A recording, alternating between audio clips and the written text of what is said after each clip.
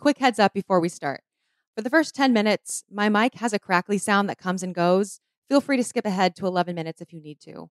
I just moved and I'm trying to get my equipment set up properly, so thank you for your patience. Now on with the episode.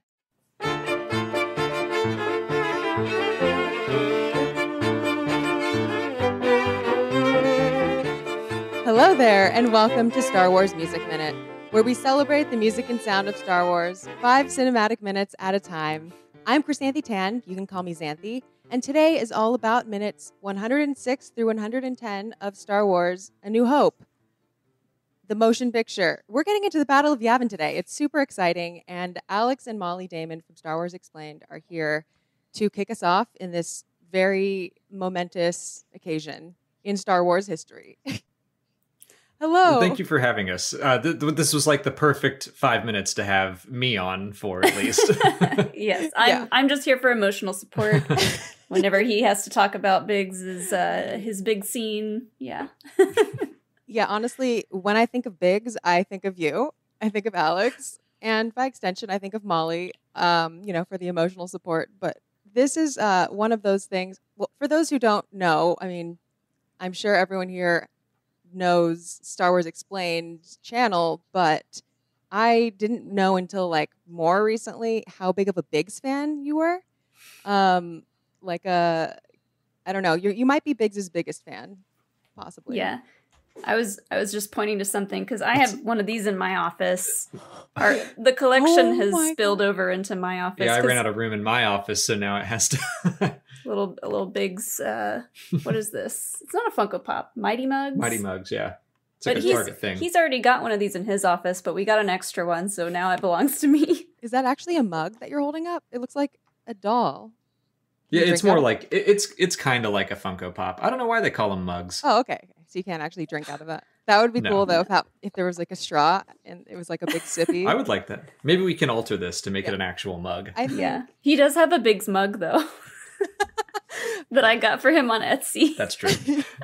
That would make a good Lego stream. Just putting a straw in that. Well, okay. Biggs is this maybe the star of this scene for some people, but there's a lot else going on here as we get into the Battle of Yavin. Before we like super dive into it, do you have any like memories of your first time seeing this or starting to understand what was happening in this film, this whole battle, or this whole sequence, or anything like that? I for sure do, because this is the scene that I think I would credit as really solidifying my love for Star Wars. The first time I saw it, I just fell in love with the whole Death Star attack, and I fell in love with all the pilots immediately, just as a 7 or 8 year old. I don't know, something about that orange costume and the helmets. I immediately loved it, and that was the first action figure I ever got for myself was Luke in that orange suit. So I have a deep connection. Yeah, I have a deep connection to the pilots and the X-Wings. And that whole sequence. Yeah, I remember the feeling that I had when I first saw the whole trench run scene really was I was just so impressed at the like practical effects of it all. I was like, oh wow, this movie came out in the 70s and like this just for its time it looks so cool, and like I wanted to know more about how they did all of that with like the little miniatures and everything. So that's what I remember most. But yes, the orange flight suits, amazing. We still don't have those, and I don't know why. I really want to get some of those flight suits for us. I mean, I have one. It's one of those like Ruby's costumes. It's super huge and one size fits none. But I still have one. Right. Yeah. My first, I fell in love with Star Wars and with this, at least part of the movie. Is my mic doing weird things? Okay, just a second. So, okay, I fell in love with the sound. My brother had this toy that was like a I think it was Vader's, it must have been Vader's like TIE interceptor. And it had all these pre-programmed voices in it that would go like, the force is strong with this one, and like, I can't shake him, and stuff like that. Like, I think another one was like, stay in attack formation. Um, and just from like pressing all those buttons and hearing that whole thing so often is when I hear this, when I watch the movie, like I say when I hear the movie, because for me, like, the listening is so tied to the watching of it. I'm just instantly like, it's ingrained in my memory, those lines. Like the music, obviously, too, but like those lines and the cadence and the way they say everything is just so ingrained. Yeah, it reminds me of like Woody in Toy Story with his pull cord. Like all of those lines could be on a pull cord of a Biggs doll or a Luke doll, you know. When Squadrons came out, every time we would play, we would just keep parroting those same lines. Like, how many guns do you think? Think about 30 guns, 20 guns. 20 So guns. like we just kept saying the exact same lines. I can't shake them, and it never got old. It's always fun. Yeah, I can't shake them is like, I don't know if they realized how iconic that line would be, because it's just it's like an endless gift. It's an endless gift. Okay, so let's warm up by listening to some of what we're getting into here. Okay.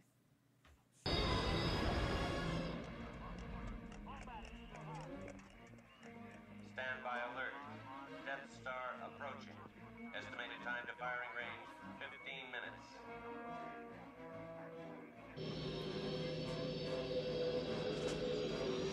I love specifically the beginning of this.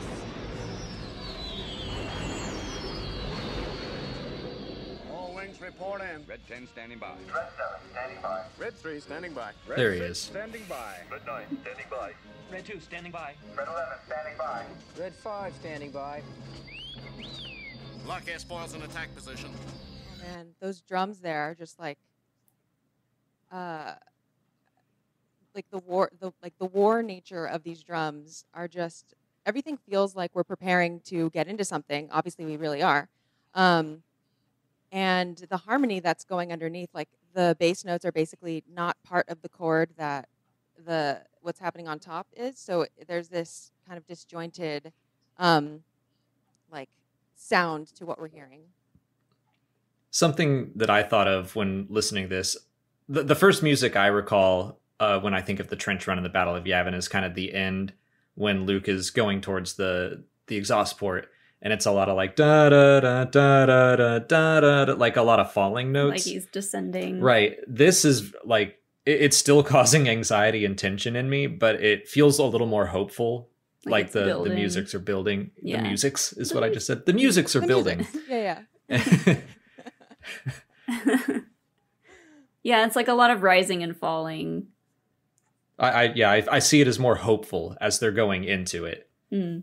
No, it totally is. And like the whole war briefing, like basically in the last set of minutes, the last 5-minute chunk that I had, there was like almost no music. And so that guest and I were mainly just commenting on the non-musicness of it. Because like really all the music is saved for this battle. Like it's so eerily quiet when they're just in the briefing room, just talking about the plans and everything, and like seeing each other off and like good luck. Like I love that whole part in the in the like warehouse looking hangar. And now we're just like starting to get into it, and it still is that beginning. Like you said, like there is a little bit of hopefulness to it, and it reminds me of like before going on stage at a concert or something, like everyone kind of being like, good luck, like we got this, like kind of the little jitters, the kind of excitement of first starting something big, or like first going on stage, starting your speech, or starting your life-changing battle. You know, same thing. Yeah. Instead of saying break a leg, they say break an S-foil. Lock S-foils. Yeah. And I love that call like, where they're all just checking in, like red 10, red 7, red 3, red 6. Did you or do you know who all the red numbers are? Oh, man. We've gone over them so many times for Schmodown purposes. At one point, I had you memorize the numbers in order. not who's calling not in. necessarily their names, but then yeah, we did look up all of their names at one point. We've definitely gone through them. So we got Red Leader is Garvin Drace, 2 is Wedge Antilles, 3 is Biggs Darklighter, 4 is John Bannon, John 5 is Bannon Luke. is the name. That's not a very Star I Wars. think so. John D. Bannon. 5 is Luke, 6 Jack Porkins, 7 Harb Brinley, 8 Theron Net. Now we're getting into the ones where 10 might be Theron Net. I think 9 is There's one with an Nazo Naton. Yeah, that's the I one. think that's 9. And I'm probably mixing up 10 and 8. But I can't remember the last one. I'm impressed you got Most that of far. Puck Neko, that's 10. Puck. Nico. Yep. Huh. All right. I can't say that I knew pretty much any of those. So, all right. Had a little brief hiatus. We're back now. Sorry about the audio issue that was happening before. Gonna try to fix that in post as much as possible. But anyway, we're back to all the numbers. We're back to the backstage area. We're back to getting into this battle, which now we know from Rogue One that this isn't the first time that they have tried to do this, which kind of adds like a new weight to the situation. Droids. The droids are such a big part of this. Do you have any thoughts about R2 in this situation? I do love that it sounds like he might be calling in as well. All the numbers go in, like R2 standing by. And then right at the Red 5 standing by, and then he beeps. Like, and I'm here. Yeah. R2 really is the MVP. I say this all the time, but he saves the day constantly in Star Wars. So I get excited every time he pops up. I also think that like R2 has such a distinctive sound, and this whole film we've been like, now we don't even need to see R2. We can just sort of hear him, and we already have such a relationship with this character, which the sound is a huge part of, and it pays off in places like this. If you think about it, like when we first meet, we hang out with R2 quite a bit over the course of this film when there's no music. So R2 and himself is a big part of the soundscape. You just made me think of a moment from the Poe Dameron comic where someone is retelling the Battle of Takodana during The Force Awakens to someone else. And you don't know who is telling this story, but they talk about how, we lost this pilot and this droid, and then this pilot and this droid. And then at the end of the story, we realize it's BB-8 telling R2-D2 basically what he had missed while he was asleep. And oh my God. I always thought that was a really nice moment. Okay, now that reminds me of The Legends of Luke Skywalker, which is like one of the junior or like kids books leading up to The Last Jedi. And there's a short story. Basically, everyone in there tells like a little story about something they've heard about Luke Skywalker. Like, and the people listening are kind of like, is he even real? And one of the stories is told by a droid who says that the story has been passed down by other droids, and it's like a droid to droid, but it's kind of like it's a similar situation. I don't remember what the story was though, but but the idea of like droids having their own language and way of communicating, and that, I mean, I don't know how they communicate with each other. I'm sure it's not always by sound, but the way that droids like R2 and 3PO communicate to humans is by sound. So I always think about like what went into the programmers' heads when they were designing how different droids would sound to communicate with their owners. Mm-hmm. Yeah, they didn't think maybe we should make them all speak basic. Yeah, we're going to make the owners learn their own binary language. Yeah. That's probably good, because some droids, I guess, the humans, they shouldn't be talking to humans, and like humans shouldn't be just let them be. They don't need to speak basic, or like Yeah. That does seem like the case with R2D2, where they are viewed as just simple tools. That's all Uncle Owen wants them for at the start, and even Luke kind of sarcastically says hello to R2D2 when 3PO introduces him. But Luke and the audience, both over the course of the film, get to know what droids are and then fall in love with them, and you're like distraught when R2 eventually gets shot. Yeah. And I just thought that like it's not that some of them are just meant to be tools, although they are, but for some of them, like speaking basic would be like a kind of a downgrade. Like speaking basic seems like an extra thing you add just because like of having to speak with humans or something. Like it seems kind of like higher order to like not to be a droid that doesn't worry about that, and to be a droid that just does its thing and doesn't need to worry about explaining itself. Like you could have translators like 3PO who just translate and do stuff like that, do all that. Like, I don't know, if I were a droid, I probably wouldn't want to speak basic. Yeah, 3PO says in The Force Awakens that he, speaks over 7 million languages, and he loves to show that off to people, so. Lucas described R2 in, like, while he was making Star Wars, he said R2 is basically a glorified plumber. Like, he's supposed to just be in the bowels of the ship fixing things, and that's it. So yeah, he wasn't exactly made to interact with humans.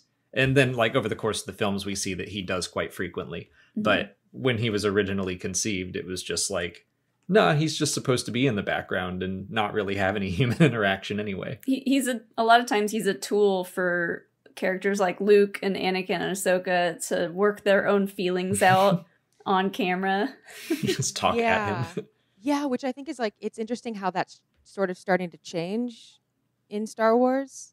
Like the way that, because arguably Chewbacca would also be a character fulfilling that same role, at least originally. Mm. Sort of the characters that don't speak in a language that we understand.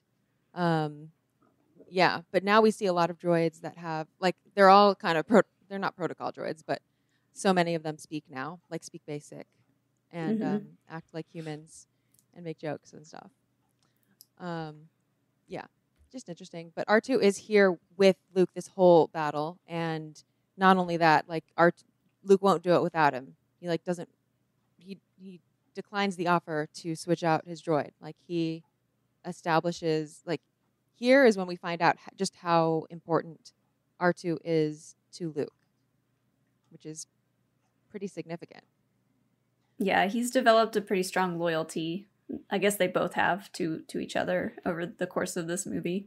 Mm-hmm. I think that's part of Luke's arc, their own relationship as well. Like I said, he sarcastically says hello to R2-D2 at the start, and by the end he's like, no, this is my droid. And like, I care about him and he cares about me, and we're going to do this together. And don't you dare give me another one. That's true. And also, I mean, we'll get to it later, but 3PO, yeah. I guess things like battles within a movie, like little, when I had Steele Saunders on for the trash compactor scene, that was a kind of another moment of like a plot within like a plot. It was sort of like this mini adventure within an adventure. And it kind of served to speed up the relationships, or like show us how deep these relationships were after all. And here is like when we realize how much Luke cares for for R2, and also how much 3PO does care for R2, even though he would pretend not to. And even Han, sort of in this general area, kind of, even though he leaves them, he's like, may the Force be with you. And we do see a few like bonding moments. Mm-hmm. All right. So now as the feel-good parts start to fall by the wayside, let's continue listening. We're passing through the magnetic field. Hold tight. That's Han. Put your deflectors on double front. Death Star motif. Look at the size of that thing. Cut the shot on Red 2. Accelerate to attack speed. This is it, boys.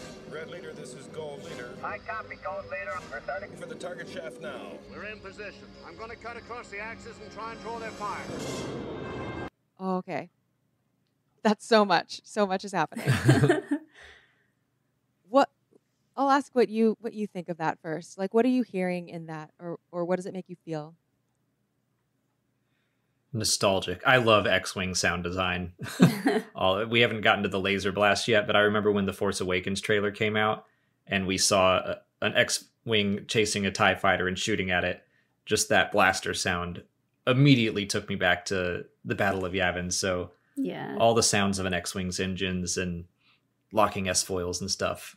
I love all that. It's very unique sound design for the X-Wing specifically, I think, and especially in A New Hope.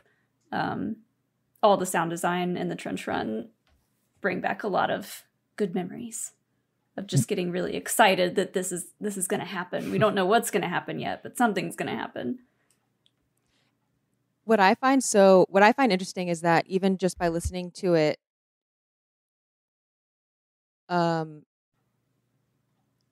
like I feel like I can see it because the music and the point of view of what sounds we're hearing shifts like along with what we're seeing on screen. Like obviously it corresponds with the cuts, so you'll hear like music and then you'll hear like the sound of the comms, and then you'll hear like basically this 5-minute section. Like I looked at how many scenes it spans. It spans like 20, 50 how many shots? It spans like maybe 100 at least. Like it spans like 100 different scenes or shots. Like I looked at the like original screenplay or whatever, and it goes from scene 210 until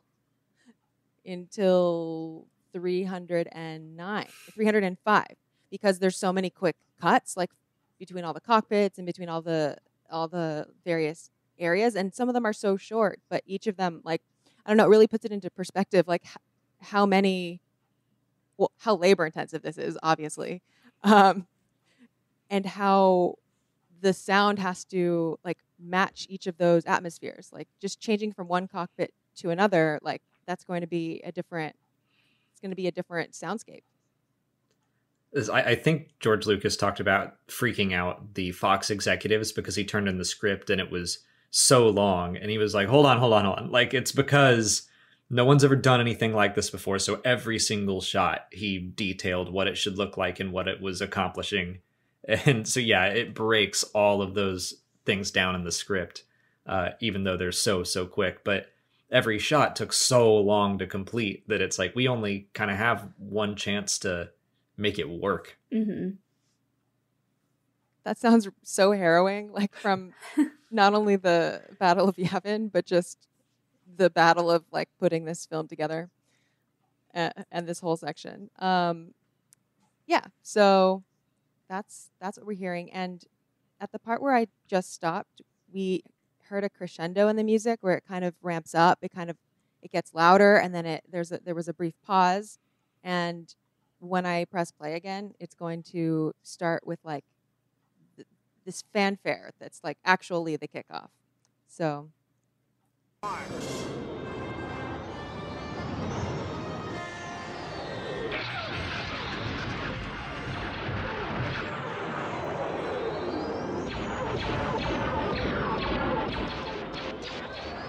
fire, boss. 23 degrees. I see it. Stay low. Okay. There's so much going on again. That fanfare, did it sound familiar? That's the Force theme. Yeah. Right? Mm-hmm. Yeah. Yep. Is that when the X-Wings are kind of like flying in like this? Like, yeah, it's like as they're finally going into the surface. I've seen the movie enough times now that I'm like, okay, I know that music is in this scene. Yeah. I think the Force theme it pops up in so many more places than one would expect. Also, obviously, in the throne room, which it makes some people do like a double take, realizing that the throne room is the Force theme. But yeah, the Force theme kind of naturally lends itself to like this fanfare style thing, because it has like, it starts with that perfect fourth, and which is also like a very common way to start fanfares. So a like bugle or something. A listener taught me this because I don't know that much about brass. Like a bugle or like some of the early horns didn't have, like you couldn't, like it didn't have the buttons, the valves or whatever the button, like to get like a full chord, like or sorry, to get like a full scale with like stepwise motion, like do do do do do do do do. So that's why so many fanfares and like old school like trumpet calls or like reveille or taps or things like that will kind of have that sound of like do do do do do, kind of like the same few notes where it sounds very like open. I don't know if that makes sense, but I mean it's kind of like this. So the fourth theme conveniently starts with like do do, like with a perfect fourth, but then of course it goes into other notes. Do do do do do. But a perfect fourth is a super fanfare, brassy, classic interval, I guess. Fourths and fifths, which is the main title of Star Wars too. Do do do do do. Yeah. Would that be like having a piano without the black keys? Sort of similar to the buttons on the brass. Sort of, but like it would even be a step further. It would be like not only no black keys, but also missing some white keys. Yeah. Yeah. But that's another good example though of like the framing of instruments in terms of like what technically, like what their technical specifications are, what they can like what music they can afford performers to do. So like technological advances in the making of instruments like changes the way music is made. It changes like what is possible on an instrument, and the piano definitely was like an amazing invention, just an incredible invention. And brass and winds have developed quite a bit as well. So, where were we? We were on that little force theme. Oh, and then right where we ended, I want to point listeners to Frank Lehman's complete catalog of the musical themes of Star Wars.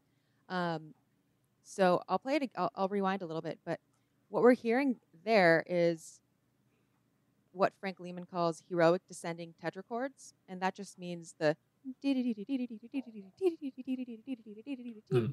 and you may recognize that also from the end credits. Mm-hmm. And yeah,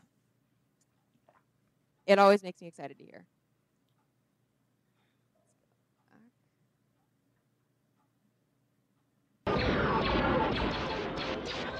Heavy fire, boss. 23 degrees. I see it. Stay low.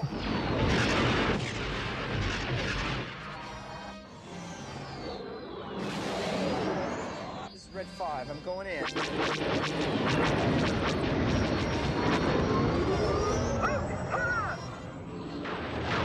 Are you all right? I got a little cooked, but I'm okay.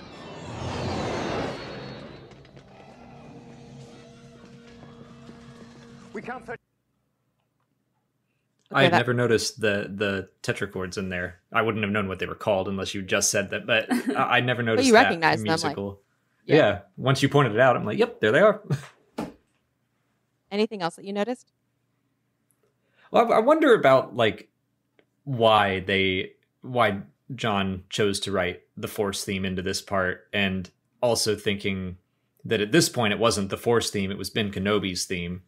And I guess either way it still works because Ben is part of the Force now, but just like a subtle hint to Luke and the audience that victory is going to come through the Force more than anything. I don't know. I'm just guessing. Or that just because Obi-Wan is gone doesn't mean the Force is gone from this movie. Luke is about to use it. Yeah. This opens up such an interesting discussion. And I'm glad that we're getting into it because I'm sure I'm not alone in being very interested in what happens with the Kenobi show, especially knowing that John Williams composed the theme for Kenobi, and knowing that the Force theme originally started out as Ben Kenobi's theme. I think it is so interesting because we can retrospectively make connections, and that's what we're here to do. That's why I guess art is made, right? I mean, so people can experience it and form connections. It's never supposed to be like a fixed, thing that never sees further analysis. In this case, I wonder if John Williams was actually thinking that, or if it was just it worked. So because I remember he talked about he uses Princess Leia's theme when Obi-Wan dies. And he had some reasonings, but one of the reasons was that it just felt right in the moment. It sounded right. So he's earned the right to be able to be like, you know what, it just sounded right to me. I'm John Williams and I'll do what I want. But also, like, at the time, this was just like another job, like another film to do. Like, he didn't know that it was going to be such a saga. Mm-hmm. Yeah. I think there are also like subconscious ways that composers lay the groundwork for connections. That is not necessarily like being a mastermind and planting a thing, but is also not the opposite, where it's just completely devoid of any attachment whatsoever. I think like the same way that like fans make connections between things, I feel like composers have their own like emotional connections to things where things feel right, and it might be because of those reasons, but maybe not like explicitly like a fully thought out idea, if that makes sense. Like I think also in The Last Jedi, when the Emperor's theme is used when Snoke is like torturing Rey, one could say like, oh, he knew it was gonna be the Emperor was gonna be behind the whole thing all along. But one could also say that it just felt right because the Emperor's legacy is obviously still in this, it's still affecting everyone. Snoke is still part of the Emperor's legacy. And so it is appropriate whether it's a direct connection or not. So, yeah, it's like Palpatine's legacy is still wreaking havoc throughout the galaxy through this other vessel, but for a Star Wars fan to see that and hear his theme, they're connecting it and being like, oh yeah, this is very bad that's happening right now. Yeah. This makes me think of Palpatine, and that's very bad. Yeah, it's just dark side music. Mm-hmm. Doesn't necessarily have to mean Palpatine. It winds up that, it worked out that way. Kind of the same with The Force Awakens, where it reuses some of the music where he's telling the tragedy of Darth Plagueis the Wise from Revenge of the Sith. And everyone was like, that means Snoke is Plagueis. And like, no, it's just dark side music. Yeah. Again, it kind of worked out that it had that Palpatine connection, but I don't think it was intentional at the time. Yeah, dark side music, I think is that's a good way to put it. I also think that like when it comes to Ben Kenobi's theme, because like we've talked about this many times on the show, obviously, and fans will talk about it all the time, but in episode 6 of this show, of this season, Frank Lehman came on and it was like a whole Binary Sunset breakdown. We talked about like everything about Binary Sunset, basically. Not everything, but it was a very detailed episode that went into the queue that was not used, the unused Binary Sunset queue, and what ended up being the Binary Sunset queue, and also like what it means. Like, is it Binary Sunset? Is it Obi-Wan/Ben? Is it Force? What does it mean in Star Wars? And like what defines it? And I think like as far as this movie goes, Ben is the Force to Luke. And I also think about like when Princess Leia's theme is played over Ben's death, there is a bit of like a new hope to it. Like Ben is gone, and Ben is like what Luke was attaching to first. And now that he's gone, like he has his new friends and he has to move on. Like he has to, not that go to Leia, but like Leia represents like the path forward in a way. And this Force theme is also kind of part of that. And also like literally we do hear Ben's voice in this, so he's still very much part of it. So I think as of now, like it still works kind of for like Ben to equal the Force for Luke. Yeah. And at least he's like weaning off of Ben being the only force figure. Yeah, because early in the film, we hear the message from Leia, and she's talking to Obi-Wan, and she's saying, Obi-Wan is my only hope. And then fast forward to the end of the movie, Luke is the hope now. That's a really good point. Yeah. Yeah. Luke is the only hope now. With Force Ghost Ben's help and others. Use the Force, idiot. Yeah. Oh wow. I never even thought about that. Obi-Wan being basically what everyone was depending on at first. Yeah. Mm-hmm. I like that. And in a way, like Vader almost is depending on Obi-Wan too. Vader arguably Vader doesn't. I can't remember the timing of when Vader knows for sure about his son. I think it's like maybe after. Does Dr. Aphra take? I feel like in Dr. Aphra it takes place after A New Hope, and that's when. Yeah, he learns after. He learns after, yeah. So before then, like he knows that he has to face his master alone when Obi-Wan comes on board. Like he's fixated, when all of them come to Darth Vader's home, the Death Star. It's a very depressing home. Come away from home. They come to his house. Yeah. He's not like, oh, I have to go to my son because he doesn't know about his son. He's like, he's facing his past.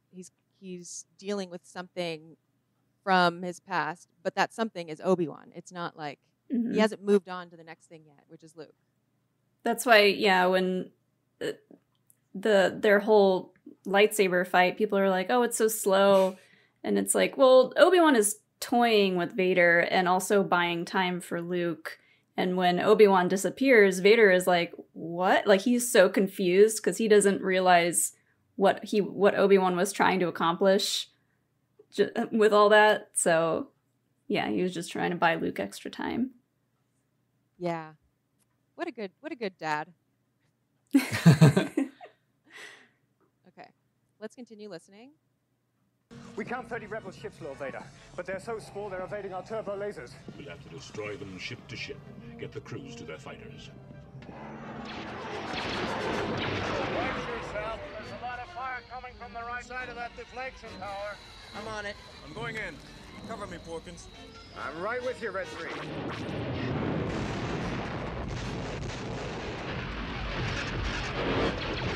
Okay, a lot of things are exploding. And also I just want to call attention to the Death Star alarm. The Death Star alarm in the background is like the fast one. Like I associate a few different alarms with this film, and this one is the fast version. We also hear it in Rogue One. Yeah. I didn't realize that it was faster in this one. I just feel like I recognize the noise and never think about the tempo of it. Yeah. Well, it's not necessarily faster than, I think it's a stable alarm, but there is like another alarm that is a slower alarm. I can't describe it, but there is one that's lower. It's like, woo, woo. And then this one is more like the, woo. Yeah. Woo, woo, woo.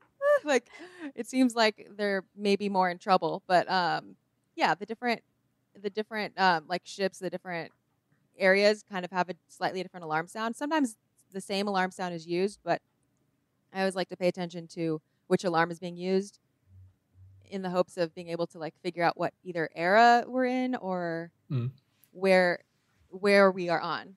So it was interesting to hear like some of these sounds in like the Bad Batch or like other things. But yeah. Mm-hmm. I liked hearing the little Imperial music, I guess, motif that they use in A New Hope that I always kind of forget about, because the Imperial March from Empire is the one you always relate back to the Empire. But then I watch A New Hope and I always forget about those little beats that they have where that dun dun dun da da da da da da da da, and that popped up in there. Mm-hmm. Yeah, that's another, like, a few people this season have mentioned really liking that and wishing that it showed up more later instead of sort of being completely overtaken by the Imperial March. But I really like that theme too. It's definitely more subtle, and I don't know, probably easier to work into things without being obvious. Mm-hmm. You brought up the Bad Batch, and I think they used it as well. Totally. And they used that Death Star, that dun dun dun dun. I think that was in Yep. Rogue One. Yeah. Is that the song or the part that plays at the very beginning when we first see kind of Vader coming onto the Tantive 4? Yeah. Dun, Some- dun, dun, dun. Yeah. Dun dun dun dun dun dun dun. Something like that too. Yeah, it's a very short, like evocative motif. The ones that are short are always interesting to me. Like Kylo Ren's is another really short one, and then some of them are very, very long, but can be shortened. Like Leia's is super long. The Force theme is super long, but you could have shorter versions of them. But the Death Star motif is just you just need those 4 notes. You just need that Mhm. that little short bit. I think of that like as a motto motif. Yeah. Okay. Did we get to the explosions that you were thinking of yet? You said something. The blaster fire. The the sound. blaster. Yeah, You said there was the a X-Wing sound. blaster fire. Yeah. we Okay. heard the blasters from the X-wing. They have such a unique sound. It's so bizarre, but it and maybe I'm the only one that thinks this, but they sound wet. What? Something about the sound of those X-wing blasters. It sounds kind of wet and squishy. I don't know why. I know they're Huh. not. I guess I can see that. I'm like Okay. thinking of how I would spell it. It's not like a PEW. It's not pew pew pew. It's more like a whap whap whap. Wow. That's fascinating. Okay. Well, we're gonna hear more of those, so I'm gonna listen for that now. I always love when people have surprising ways of describing sounds, because sometimes the best way to describe a sound is like with another sense. Hmm. Build like some sort of a sensory understanding around what it is. Yeah. That's really, I've literally never heard anyone say that before. All right. Problem here. Eject. I can hold it. Pull up. No, I'm all right. The way that the sound just cuts out there. It's almost like elevator music. That's what I said. Really? Trust your feelings. How it just Yeah. cuts out there? Earlier when we were watching this scene and it cuts to Tarkin and he's just kind of standing there looking very stoic. And I was like, it sounds like bad guy elevator music where they're like, everything's fine here, nothing's wrong. Everyone in the just control room, just be chill. Yeah. They're evading our turbo lasers. It's no big deal. No big deal. Yeah. Bad guy elevator music. That's really funny and very accurate, I'd say. Yeah. I feel like villains or like bad guys are so often surrounded by purposefully like the chillest music or like the quietest, most serene. I don't know, maybe it's sort of like a serial killer image I have in my head too, where it's just like, I'm also thinking of like Hannibal, I think, or like I think of them like just sitting there like listening to classical music or just like Yeah. in Because the it's quiet. like, we talk about focus determines your reality all the time. Tarkin is very focused on, he knows what he wants to do. There's nothing chaotic going on in his head. So the music that we hear when they focus on people like Tarkin should be a little bit more calm, because in his mind, things are going fine. Oh, totally. He's in no danger. Yeah, that's a great point. Yeah, totally. He doesn't see a threat. He's so confident. He's definitely not like in the trenches with everyone. Yeah. Where the yeah. music is very chaotic.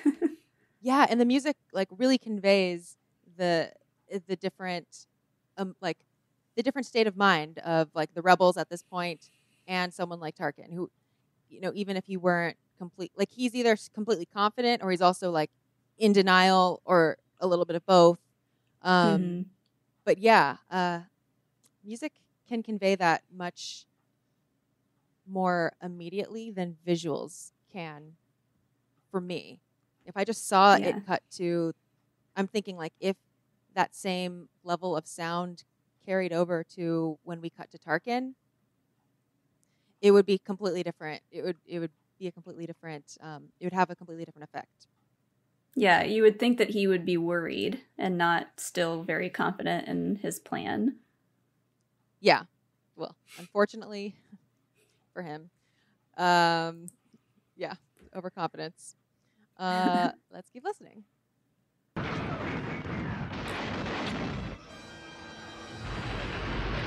Squad leaders, we've picked up a new Okay. group of signals. Enemy fighters. This is coming your heroic way. determination. My scope's negative. I don't see anything. Pick up your visual scanning. Here they come. So what that was like, it's also related to the and the heroic determination incidental motif is the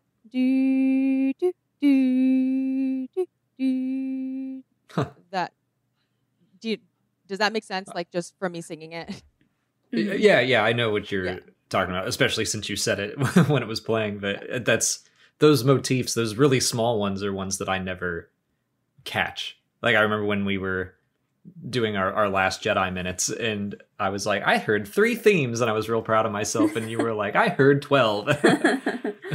Well, the thing is, like, these are not official or anything like that. Like these are just, they're not motifs. Themes are not things to be discovered. They're things that fans make connections to and then decide is a thing. Does that make sense? Well, still, like Yeah. it's repeated. They're like building notes. blocks. Yeah, but it's notes that I had never noticed got repeated before. Mm-hmm.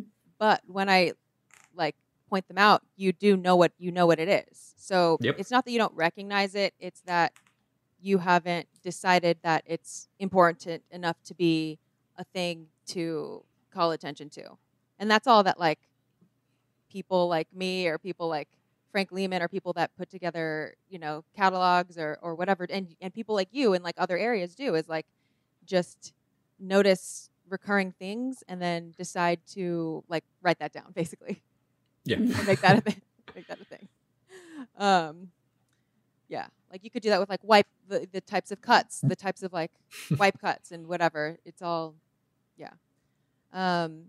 So the way that it's described here is alternating chords with propulsive rhythm, closely associated with heroic descending tetrachords, which is what was earlier, used prominently in the battles of Yavin, Sail Barge, Endor, and various end titles. So, cool. Yeah. Okay. Did we hear Biggs's death just now? That was No, Porkins. no. That was Porkins. Okay. Don't worry. As of this episode, Biggs does not Biggs die in lives. this episode. Biggs Yeah. is, Oh, okay. Biggs lives. That's I always shut the movie off after these. Yeah, minutes. yeah. Yes, Just nothing don't watch happens. any further. Don't watch any further. All right. One on your tail.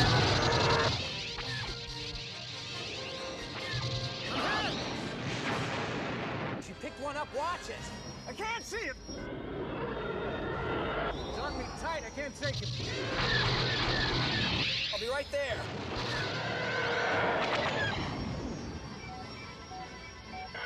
Oh, the sound of those computers.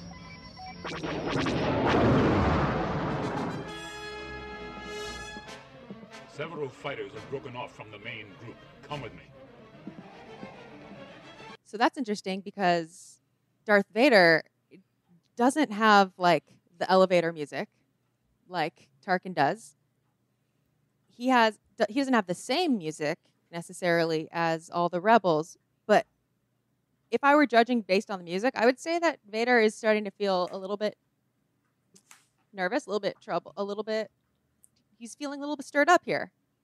Yeah, I would say just the fact that he's out there in the fight in his own TIE fighter means that he's like feeling a little nervous and wants to get in there and kind of try and finish this job himself. Well, it also makes sense because he doesn't have complete faith in the Death Star the way the other Imperials do. That's true. He's like, the station's vulnerable. Like, Yeah. I'll go out here and I'll take care of it. So, yeah, I don't think he is just full on like, we're in no danger. Do you think he's trying to protect the Death Star, or do you think he's on his own personal mission because he senses that something is he senses a calling in the Force to do something out there, obviously probably related to Luke, but at least in the production of this movie, I think he's just being the good Imperial soldier and going out and protecting the Death Star. I don't know that, like, I don't see Luke as actively using the Force until his final trench run, and even then it's like halfway through it, and then Vader's like, oh, the Force is strong with this one. Mm-hmm. So in episode 4, I'm kind of like, he's probably just protecting the Death Star, but, you know, it could be a subtle push from the Force that even if he doesn't recognize it, yeah, like, why not? He's still very loyal to Palpatine, and Palpatine's, you know, he's pretty proud of what he's created on the Death Star, so I think a lot of that is too that Vader is doing what he's told from Palpatine. So I have this theory that he's just completely on his personal mission here. I think he doesn't actually care about the Death Star that much. I think that's just, he has ended up in this situation where he doesn't, Anakin has never cared about politics. He just he just does the fights and kind of makes sweeping assumptions. He has never like really been like, let me actually try to figure this out. He just kind of makes sweeping generalizations and then is like, let me get my lightsaber out, basically. He's not really like that. Vader also, I feel like in this movie, he never is like getting super in the weeds about any of the plans. He'll be like, he will say certain things like, go to this and get that or whatever, but as long as Tarkin's in the room, he's just like, he suddenly becomes the kooky religious person, like the one who just doesn't, like just let Tarkin do all of that stuff. Like Tarkin clearly cares more than Vader. Vader cares, like I feel like Vader maybe cares more about his Force stuff or like the Emperor. Like I think he he cares more about being a Vader, being a Sith or whatever, doing Force stuff, personal stuff, than he does about being on the Death Star, which is just a byproduct of his relationship with the Emperor and a byproduct of like where he's ended up in life. You know, he didn't know he was signing up for all of that when he bowed to, you know, Sidious. But yeah, I think it is both. But like, I also think that here he's probably like, I don't know, let me try to help. I guess I'll help the Death Star, but also I feel like some sort of a calling in some way. It definitely is obvious too in when Empire Strikes Back, when they find Hoth and he's like, they're there for sure, and I know it. And Ozzel's like, maybe they're not, and he's like, nope, right there, I feel it. Yeah. Maybe he just wanted to go. Maybe like he knows that if the Death Star is blown up, that he's going to be the one that takes the blame for it. So he's just trying to avoid blame. But then that's exactly what happens in the comics. Everyone's like, you're the only survivor, so clearly it's your fault. They've already printed up all the propaganda posters of Vader standing on the Death Star looking all cool. Yeah. And just like Kylo Ren, like the actual people who rose in the ranks of the Empire in the military kind of resent him in a way. Like they fear him, but they're also just like, ugh, this guy.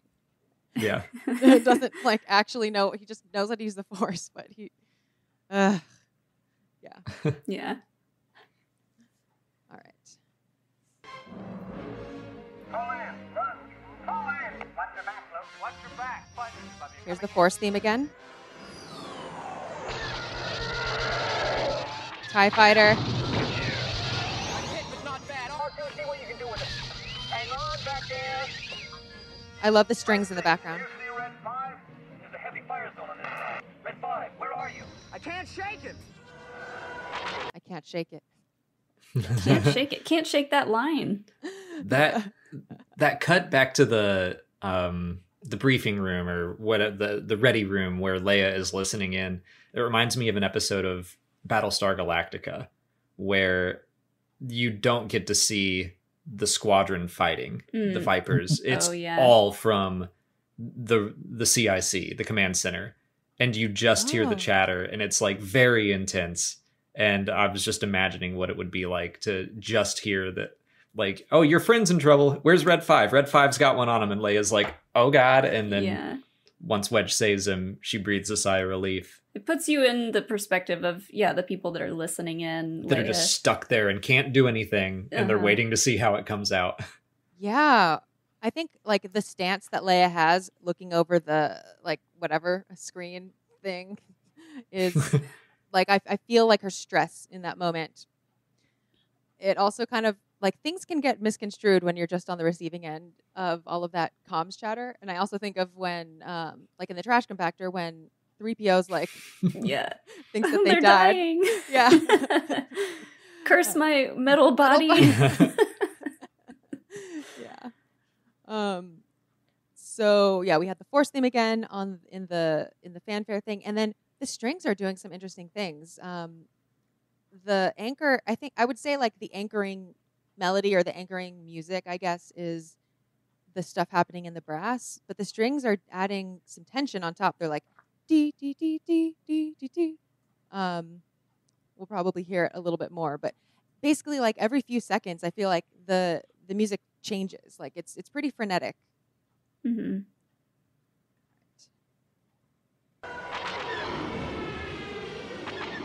I'm on him, Luke. Hold on. Blasted Biggs, where are you?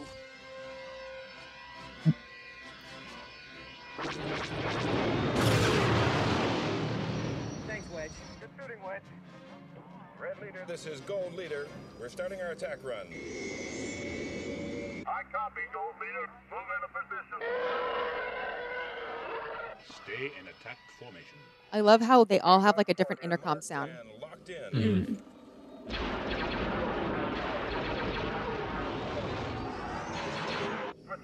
Is that what you meant by are those the wet sounds? Yes. Because the TIE fighters sound much more mechanical.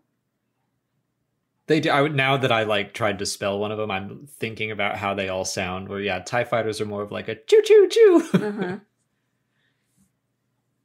I agree with you on the wet thing. I have decided. Sometimes it's easier to hear than other times. It depends on how much other noise is in the background. But yeah. Now I'm very curious how that sound was designed or how it was made, because in technical, like in sound terms, or if we're talking about like the amplitude envelope of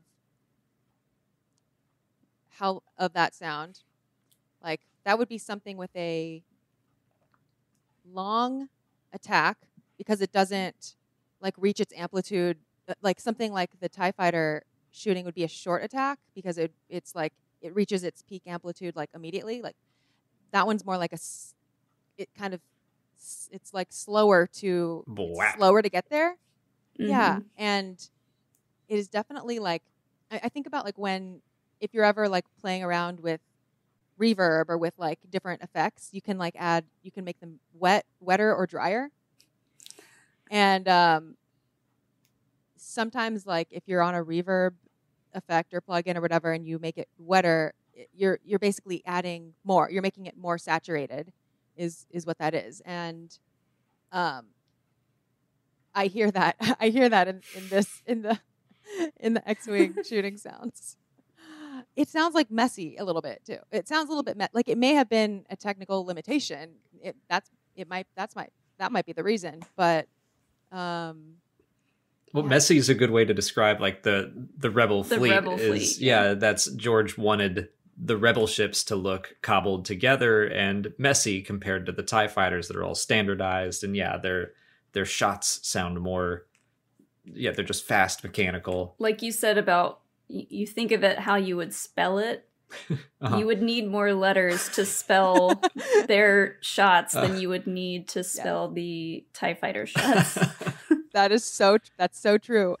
Even now one thing also that has always that's been kind of funny for me to listen to is when the stormtroopers run, they also have that like super it sounds like obviously like tinny or like plasticky or whatever, but it sounds so like punctilious, like it sounds so just like pert and quick, and like the way that Yeah. they like when they're running, it's just like, yeah. It's like they're wearing tap shoes. Yes, exactly. It's just like such a pristine little like click when Yeah. they run.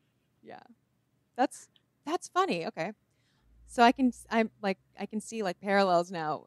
Maybe it was unintentional, but probably not. Between just the perkiness or the cleanness, I guess, of the sounds associated with the Empire, and also like visually, they're like clean lines and Mhm. all of that. It, like they get to the point more in their sounds and in their visuals, and the Rebels are sort of like cobbled together, a little bit Yeah. wetter. The stormtrooper boots don't have any shock absorption in them. They're just like a piece of wood Yeah, they're or just something like in factory. Makes sense. Yeah. Yeah. Interesting connections we're making today. Nearing the end. Switch all power to front. Deflector screen. Switch all power to front. Deflector screen. How many guns do you think, Gold 5? Say about 20 guns. Some on the surface, some on the towers. Death Star will be in range in So that was the end. I just thought of something. One of our friends loves Y-Wings, but their comms sound like the worst ones. Well, they're older ships. Yeah, so okay, that makes sense then. Yeah. Not that they knew that at the time, Why did, but yeah. wait, why like- did Y come before? They're older, but they're shouldn't they're X made be by older? different corporations too. Oh my god! So someone made a Y-wing, and Encom was like, "Well, I'm gonna make an X-wing." Yeah. Meh. Every time you hear one of the Gold Squadron guys, their comms sound a lot worse than the Red Squadron. And Xantha, you pointed out that all of their comms sound different, and that's something I feel like I just read that in the making of Star Wars, is that they wanted it to sound different in everyone's cockpit, like it wasn't all standardized, where, like, yeah, the X-Wings sound different, the Y-Wings sound different, but if you look at the TIE fighter to the TIE interceptor, like, they sound the same, Mm-hmm. despite Yeah. looking slightly different. It's so standardized. Are you talking about the like Rinsler book, The Making of Star Wars? Yes, Oh yeah, I really have to read that. Okay. Do you it's know really if good. Do you know if it was George Lucas's idea to have the comms all sound different, or was that a Ben Burtt creative liberty? I'm not. I feel like I read that recently. I read like 4 making of books in a row. I think it was in Rinsler. I'll see if I can find it and send it to you. Cool, because George Lucas had like a very clear idea of sound and music, the sound and music he wanted. So I feel like, I don't know, my respect for, my awe, I guess, of George Lucas's vision and like basically like the audacity of his vision at the time, it grows with a lot of things that I'm reading. He listened to all those radio shows for so long, and that's where a lot of his inspiration came from. So I think he learned to pay a lot more attention to sound because of that. That's so true.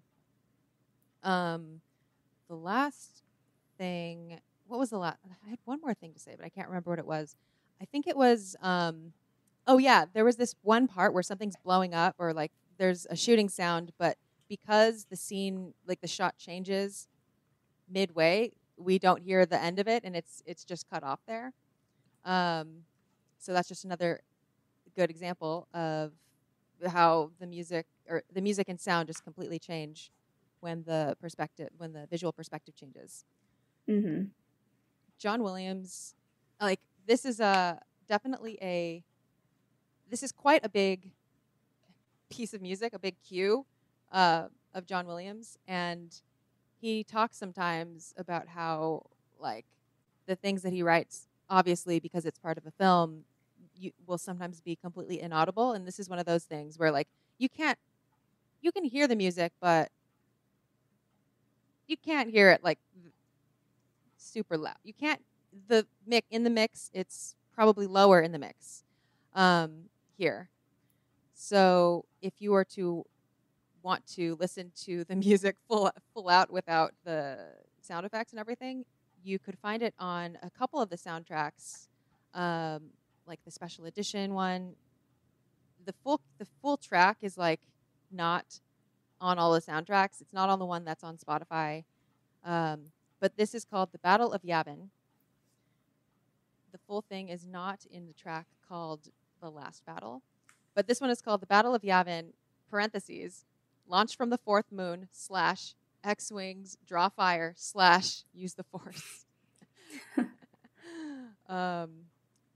Yeah, so that's where we are right now.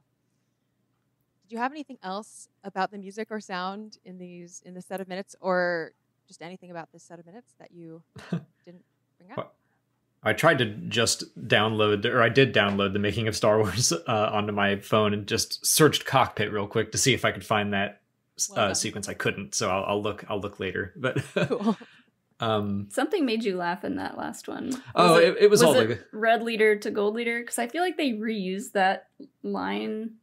It was just all the comm chatter in general. Like I mentioned with the playing Squadrons a couple years ago when it first came out, and we were all just having a blast. But the way that some of them deliver lines, where it's just like, switch all power to front deflector shield, like it's so dramatic. Yeah, all of the pauses, and we were just having so much fun emulating that and how dramatic they would make everything. How many guns you think? Yeah, I say about 20 guns. Some on the surface, some on the tower. It's so fun. And this is in the game? That was just like us playing the game together, and over our own microphones through Discord. We would be spouting all that stuff off for no reason. You have all those lines in your head like a soundboard, and they just come out naturally no matter what's happening in the game. That's a very useful skill for life, Alex. I'm sure it comes in handy quite a bit. I don't know if any of these people were radio announcers, but I'm sure you know about like how a lot of radio announcers dubbed voices here, like Californians. That wouldn't surprise me. Yeah, so there's like quite a radio hosty voice to some of these people. Mm-hmm. Is anything else for you, Molly? I think we covered everything. I love that I learned about the wet sounds. I'm gonna learned about the wet sounds. I'm gonna keep an ear out for that next time. You're the one that brought it up. I know. It just like popped into my head. I was like, that sounds wet. Well, it's like you said it, and now you learned that it's actually an audio term. Yeah. See, now it's a motif. Yeah, we will notice. Well, now I want to go and see how they made the sound effects for those, because I know like the lightsabers were made by hitting power lines or something. I think those were like just regular blaster pistols. Mm-hmm. So that was power lines. Okay. So Burt probably did something similar. But yeah, I don't know how he made some of these blaster sounds specifically for the ships. Yeah. Yeah, it's interesting because at the time the way that sound design was done was so different than how it is. In many ways, it was very different than how it is now. He was able to do a lot more of just capturing and sort of playing around with capturing things in his life. Whereas now you could just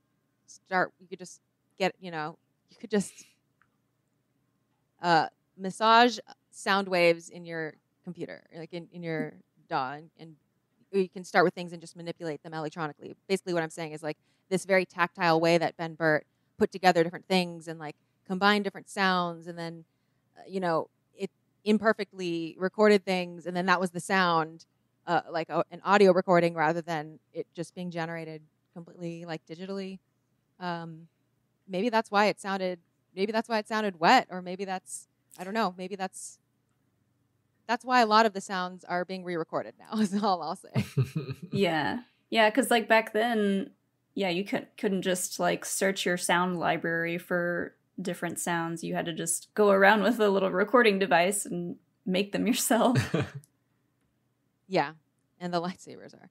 Listeners, if you haven't checked out the lights laser sword sound design episode. We did a deep dive this season, episode 7, about the sound design of lightsabers in like 4 different levels of complexity. So it went really, yeah, we talk about the clashing, the humming, the hum buzz, the different, the idle, the retraction, the different types of whatever. It was a whole thing. So yes, Ben Burt, pretty good at doing stuff. Pretty good at his job. Yeah. Yeah. I think he's got a good career ahead of him. Yeah. Okay, then I guess we can move on to the Star Wars Music Minute questionnaire, which is the same 3 questions that I ask every guest, and you can just say whatever comes to the top of your mind, or there's no pressure with having a perfect answer. Some people get very nervous about this. All right. Okay, we'll go Molly first. In exactly 3 words, what does Star Wars sound like? So I thought about this one and I asked Alex, I was like, does this mean 3 separate words or like a 3-word phrase? So I went with 3 separate words. Hope, bravery, and curiosity. I love it. You went way different than I did. What did you say? Whap, chew, pew. Okay. I thought you were going to say wet, wet, wet. No, because I just made that discovery. That's funny. All right. That happens every time. Molly will go deep and I'll go like very literal. What's something related to Star Wars music or sound that you're curious about or want to learn more about? I guess this counts as also going deep. I'll say that I'd like to learn more about the psychology behind how different chords of music makes someone feel, which I realize is very difficult to talk about because it can feel different for everybody. But just how sound evokes different emotions. That's such a good answer. Yeah. What about you, Alex? Now you're making me question everything. But I mean, just from this one alone, I'm like, I want to know how they made the X-wing noises, because I'd never thought about that. I always heard about the power line thing that Ben Burnt did, but yeah, specifically, I want to know how he makes the X-wing sound. That's fair. Yeah. Well, now I want to know about that too. And finally, what is a score or soundtrack that you're fond of besides anything Star Wars? I wrote down a couple. Okay. I'm sure we're both going to say Lord of the Rings. Yep. Tarantino movies are always fun for me. The soundtracks are always great. Moulin Rouge, to stick with Ewan McGregor related things. And we just recently saw the new West Side Story, and it was fantastic. I was just going to say Lord of the Rings, because I feel like that was the first time that on my own I noticed what a composer could do. I remember in Return of the King, so I would have been 16, I think, when that movie came out. But I just remember when they're crawling up Mount Doom and then music from the Shire starts playing.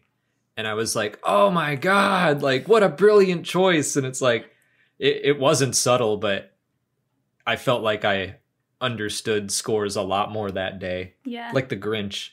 My ears grew 3 sizes that day. That's so like Lord of the Rings as a whole, like as a saga. Yes. That's very, and both of you said that. Okay, that's cool. A lot of people have said that, and it makes me want to get into Lord of the Rings, which is a whole commitment.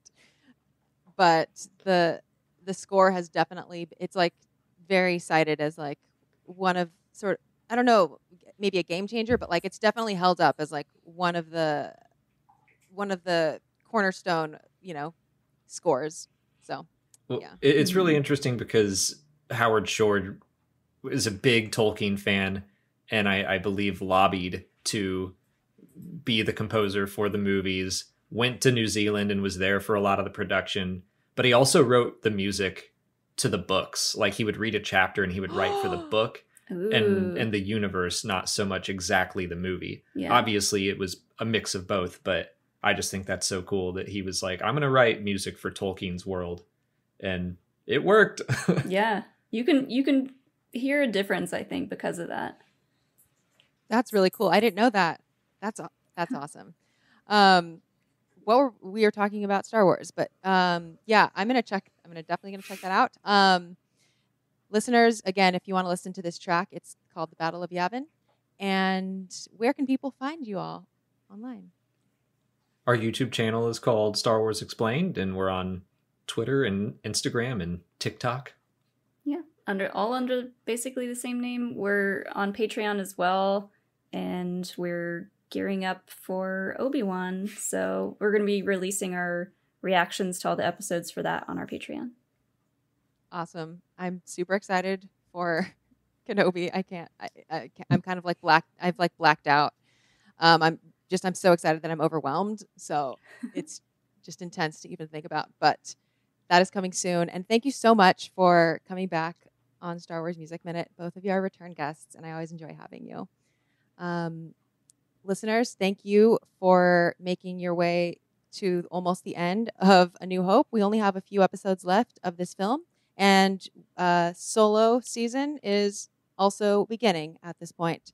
So just look out on YouTube or wherever you get your podcasts for 5-minute at a time analyses of the music and sound of the Star Wars movies, A New Hope and Solo at this point. You can find me online on Twitter, Instagram, TikTok, and pretty much everywhere you get your social media. So do that, and I will see you next week on Star Wars Music Minute.